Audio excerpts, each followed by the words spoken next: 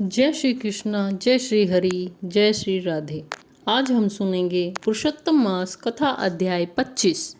दृढ़ धनवा बोला, हे ब्राह्मण, हे मुने, अब आप पुरुषोत्तम मास के व्रत करने वाले मनुष्यों के लिए कृपा कर उद्यापन विधि को अच्छी तरह से कहिए। वाल्मीकि मुनि बोले, पुरुषोत्तम मास व्रत के संपूर्ण फल की प्राप्ति के लिए श्री पुरुषोत्तम मास के उद्यापन की विधि को थोड़े मैं अच्छी तरह से कहूँगा। पुरुषोत्तम मास के कृष्ण पक्ष की चतुर्दशी, नवमी अथवा अष्टमी को उद्यापन करना कहा है। इस पवित्र पुरुषोत्तम मास में प्रातःकाल उठकर अथा उपलब्ध पूजन के समान से पूर्वा की क्रिया को कर एकाग्र मन होकर सदाचारी विष्णु भक्ति में तत्पर स्त्री सहित ऐसे 30 ब्राह्मणों को निमंत्रित करें। हे भूपते, अथवा यथाशक्ति अपने धन के अनुसार 7 अथवा 5 ब्राह्मणों को निमंत्रित करें। बाद मध्याह्न के समय 16 सेर अथवा उसका आधा यथाशक्ति पंचधान्य से उत्तम सर्वोत्तभद्र बनावे।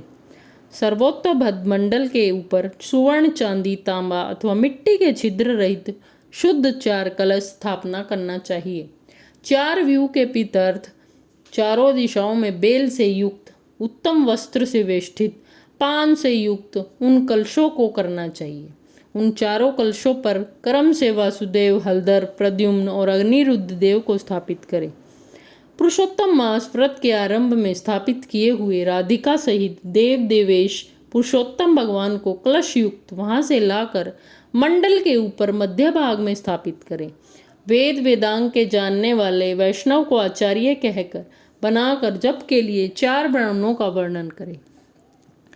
उनको अंगूठी के सहित 2-2 वस्त्र देना चाहिए। प्रसन्न मन से वस्त्र, आभूषण आदि से आचार्य को विभूषित करके फिर शरीर शुद्धि के लिए प्रायश्चित गोदान करें। तदंतर स्त्री के साथ पूर्वोक्त विधि से पूजा करनी चाहिए और वर्ण किए हुए 4 ब्राह्मणों से 4 व्यू का जप कराना चाहिए और 4 दिशाओं में 4 दीपक ऊपर के भाग में स्थापित करना चाहिए। फिर नारियल आदि फलों से क्रम के अनुसार अर्घ्य दान करना चाहिए। घुटनों के बल से पृथ्वी में स्थित होकर पंचरत्न और यथालब्ध अच्छे फलों को दोनों हाथ में लेकर श्रद्धा भक्ति से युक्त स्त्री के साथ हर्ष से युक्त हो प्रसन्न मन से श्री हरि भगवान का स्मरण करता हुआ अर्घदान करें। अर्घदान का मंत्र, हे देव देवा, हे पुरुषोत्तम, आपको नमस्कार है। हे हरे, राधिका के साथ आप मुझे दिए गए अर्घ्य को ग्रहण करें। नवीन मेघ के समान श्याम वर्ण 2 भुजाधारी मुरली हाथ में धारण किए पीताम्बरीधारी देव राधिका के सहित पुरुषोत्तम भगवान को नमस्कार है। इस प्रकार भक्ति के साथ राधिका के सहित पुरुषोत्तम भगवान को नमस्कार करके चतुर्यंत नाम मंत्रों से तिल युक्त आहुति दें। इसके बाद उनके मंत्रों से तर्पण और मार्जन करें। बाद में राधिका के सहित पुरुषोत्तम देव की आरती करें। अब निरंजन का मंत्र कमल के दल के समान कांति वाले राधिका के रमण कोटि कामदेव के सौंदर्य को धारण करने वाले देवेश का प्रेम से निरंजन करता हुआ अतः ध्यान मंत्र अनंत रत्नों से शोभायमान सिंहासन पर स्थित अंतर ज्योति स्वरूप वंशी शब्द से अत्यंत मोहित वज्र की स्त्रियों से घिरे हुए हैं। इसलिए वृंदावन में अत्यंत शोभायमान राधिका और कौस्तुभ मणि से चमकते हुए हृदय वाले शोभायमान रत्नों से जटित किरीट और कुंडल को धारण करने वाले आप नवीन पीताम्बर को धारण किए हैं। इस प्रकार पुरुषोत्तम भगवान का ध्यान करें। फिर राधिका के सहित पुरुषोत्तम भगवान को पुष्पांजलि देकर स्त्री के साथ साष्टांग नमस्कार करें। नवीन मेघ के समान श्याम वर्ण पीतम वस्त्रधारी अच्युतम श्री वत्सिन से सुशोभित उर स्थल वाले राधिका सहित हरि भगवान को नमस्कार है। ब्राह्मण को सुवर्ण के साथ पूर्ण पात्र दें। बाद में प्रसन्नता के साथ आचार्य को बहुत सी दक्षिणा दें। सहपत्नी सहित आचार्य को भक्ति से वस्त्र आभूषण से प्रसन्न करें। फिर ऋत्विजों को उत्तम दक्षिणा दें। बछड़ा सहित वस्त्र सहित दूध देने वाली सुशीला गो को घंटा आभूषण से भूषित करके उसका दान करना चाहिए। तांबे का पीठ, सुवर्ण का श्रृंग, चांदी के खुर से भूषित कर देवें। घृत पात्र दें और उसी प्रकार तिल पात्र दें। स्त्री पुरुष को पाहिनने के लिए उमा महेश्वर के प्रीत्यर्थ वस्त्र का दान करें। 8 प्रकार का पद देवें और 1 जोड़ा जूता दें। यदि शक्ति हो तो आयु की चंचलता को विचारता हुआ वैष्णव ब्राह्मण को श्रीमद् भागवत का दान करें। देरी न करे। श्रीमद् भागवत कथा साक्षात भगवान का अद्भुत रूप है। श्री वैष्णव पंडित ब्राह्मण को देता है, वह कोटि कुल का उद्धार कर अप्सरा गणों से सेवित विद्वान पर सवार हो योगियों को दुर्लभ गोलोक को जाता है। हजारों कन्याओं, सैकड़ों वाजपेयी यज्ञ, धान्य के साथ क्षेत्रों के दान और जो तुला दान आदि 8 महादान हैं और वेद दान है, वे सब श्रीमद् भागवत दान की 16वीं कला की बराबरी नहीं कर सकते। इसलिए श्रीमद् भागवत को सुवर्ण के सिंहासन पर स्थापित कर वस्त्र आभूषण से अलंकृत कर विधि पूर्वक वैष्णव ब्राह्मण को दे। कांसे के 30 संपुट में 30-30 मालपुआ रख कर ब्राह्मणों को देवे। हे पृथ्वीपते, हर एक मालपुओं में जितेंद्र छिद्र होते हैं, उतने वर्ष पर्यंत बैकुंठ लोक में जाकर वास करता है। योगियों को दुर्लभ निर्गुण गोलोक को जाता है। जिस सनातन ज्योतिर्धाम गोलोक को जाकर नहीं लौटते हैं, 2.5 सेर कांसे का संपुट कहा गया है। निर्धन पुरुष यथाशक्ति व्रत पूर्ति के लिए सपुट दान करे अथवा पुरुषोत्तम भगवान के प्रीत्यर्थ मालपुआ का कच्चा सामान फल के साथ संपुट में रख कर देवे। हे नराधीप, निमंत्रित सपत्नीक ब्राह्मणों को पुरुषोत्तम भगवान के समीप संकल्प करके देवे। अब प्रार्थना लिखते हैं, हे कृष्ण भगवान, हे जगदाधार, हे जगन्दान नायक अर्थात हे जगत को आनंद देने वाले, मेरी समस्त इस लोक तथा परलोक की कामनाओं को शीघ्र पूर्ण करें।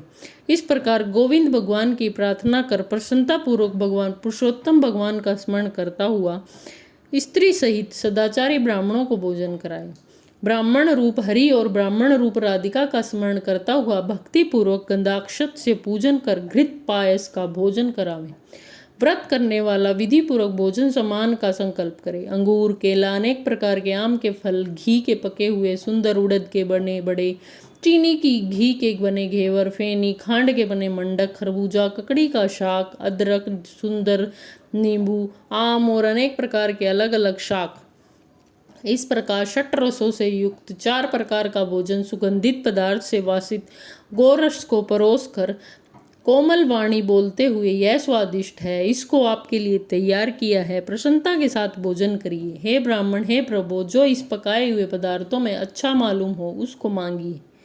मैं धन्य हूँ, आज मैं ब्राह्मणों के अनुग्रह का पात्र हुआ, मेरा जन्म सफल हुआ। इस प्रकार वह कर आनंद पूर्वक ब्राह्मणों को भोजन कराकर तांबुल और दक्षिणा देवे।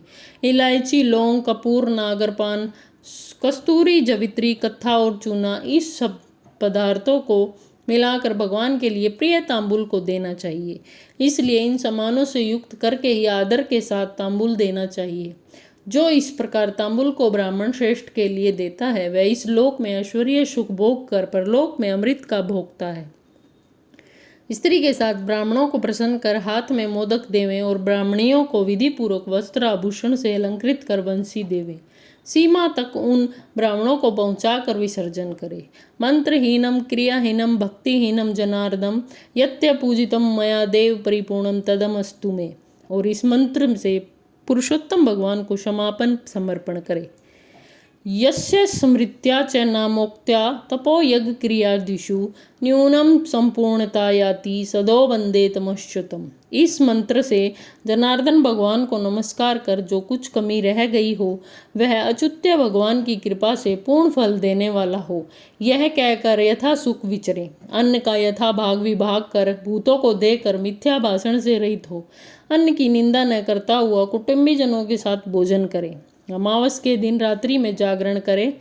सुवर्ण की प्रतिमा में राधिका के सहित पुरुषोत्तम भगवान का पूजन करे। पूजा के अंत में सब सपत्नीक व्रती प्रसन्नचित हो नमस्कार कर राधिका के साथ पुरुषोत्तम देव का विसर्जन करे। फिर आचार्य को मूर्ति के सहित चढ़ा हुआ सामान को देवे। अपनी इच्छा अनुसार यथा योग्य अनुदान को देवे। जिस किसी उपाय से इस व्रत को करें और उत्तम भक्ति से द्रव्य के अनुसार दान देवें। स्त्री अथवा पुरुष इस व्रत को करने से जन्म जन्म में दुख, दारिद्र्य और दुर्भाग्य को नहीं प्राप्त होते।